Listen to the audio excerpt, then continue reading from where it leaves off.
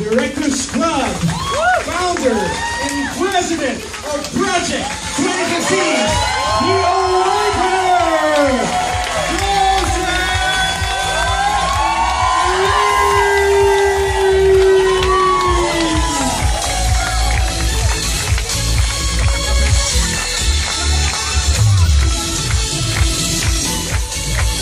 guys, wala ba kayo mga kamay for Team Project?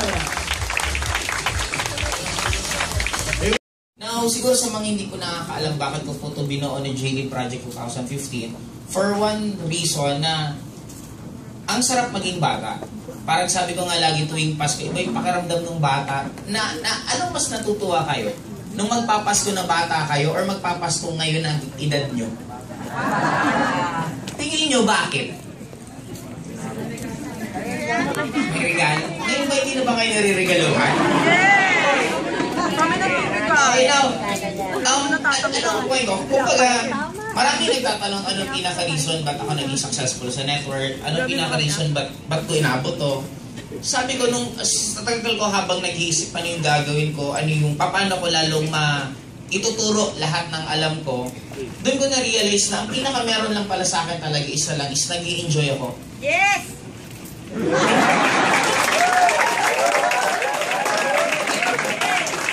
Now guys, many were asking na ano yung gagawin nila para mapabilis yung pagyaman. Marami nagtatanong ano yung mga gagawin nila para umabot agad sa Global Ambassador, sa Millionaires Club. Para sa akin guys, ang pinakakailangan nyo lang gawin, number one is i-enjoy nyo every moment. Kasi even me, how I wish nung nagsisimula ako mag-network, yun po ang pinaka-namimiss ko. Pinaka-namimiss ko yung malibre ka ng upline mong extra rice, malibre ka ng soft drinks, makita mo yung upline mo, nakipagkamay ka, nagpa-picture ka, magkaroon ng training. Ako naalala ko dati pag umaten ako ng training, how I wish wag nang matapos yung speaker. Kumbaga ayaw na ayaw kong matapos kasi saan ka makakita ng lugar na puro positive yung tao, ang gaganda ng sinasabi.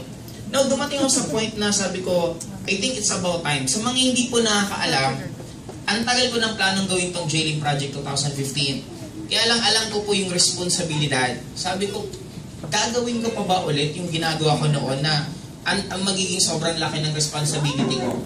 Dumating sa ilang araw, parang may gumigising po sa akin, na pagising ko, ang sinasabi sa akin, ituloy mo yung project.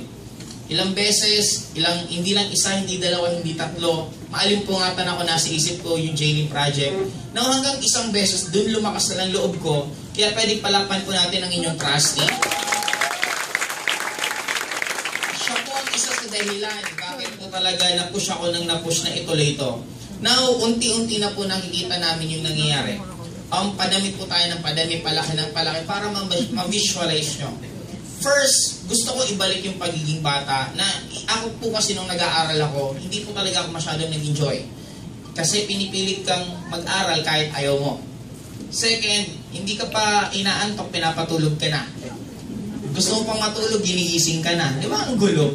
Now, ang pinaka naging part sa akin is yung kailangan mo gawin yung mga bagay na hindi mo naman naiintindihan. Kailangan mo munang 8 oras sa loob ng classroom para lang mag-memorize ng lahat. Then sabi ko, how come kung mababalik ko, para ka nag-aaral, pero at the same time, kumikita ka. Doon na nabuo po itong JD Project. At doon ko rin, ang isa pong para mas mabisyo. Maganda po ba yung office natin? Yes! Nakapunta na po ba kayo lahat? Yes! Now, bigyan nyo po isang buong building na doon na po mismo talaga magti-train.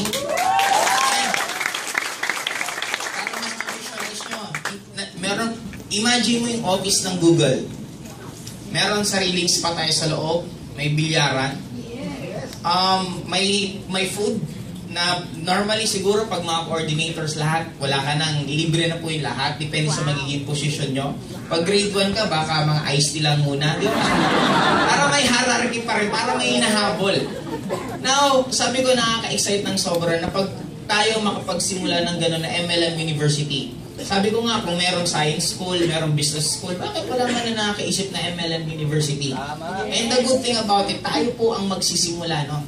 Kung mga ginagawa na ngayon natin, unti-unti na tayong lalong nakikilala, lalong lumalaki. And ayan po, sa mga Ewan ko po, naalala pa po nila Ani. Yan po ang pinakasimula po ng JLIM project na hindi din po nila alam kung anong gagawin nila. Binigla ko na lang po sila sa gagawin, and ngayon po, palaki na po tayo ng palaki. And sino po yung kasama dito sa Subic?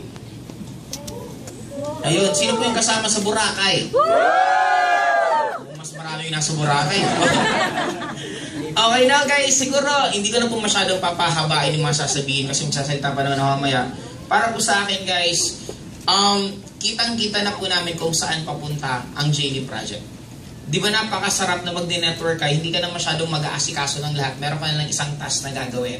Kaya para po sa akin guys, siguro, ito na lang po last kong sasabihin. Sabi ko, nagawa ko pagiging top 1 ng AIM ng mag-isa. Now, andito na po kayo. Kaya ang gagawin po namin, gagawin ko mismo, ayoko po mag-isa. Gusto ko lahat tayo dumami. Nandito kasi si Jambi, baka magalit sa akin. Okay, ang goal ko po ngayon, isa lang naman. Gusto ko simula sa top 1 to top 20 ng buong AIM Global, maging downline ko. Kaya, para sa akin guys, sabi ko nga, nagsisimula ulit ang challenge, nagsisimula ulit ang gigil. Kaya gusto nyo ba makasama sa top 20 ng AIM Global? Ang dami din po naghahabol sa mga coordinators maging top 1 ng AIM Global. Kaya sabi ko talaga, ito po, natuto na po silang hindi halos natutulog. Lalo po yung mga online coordinators natin, pwedeng palakpan nyo rin po. At ipasa ko po sa kanila yung walang katapusan na sipag. Na natutuwa ko habang nakikita po sila gaano kabilis yung facing. Mamaya nandito sa isang lugar, bukas nasa iba na naman. Di ba? Ganun yan. Kaya para sa akin guys, siguro, palakpan nyo nga muna ako. Parang ginagawa.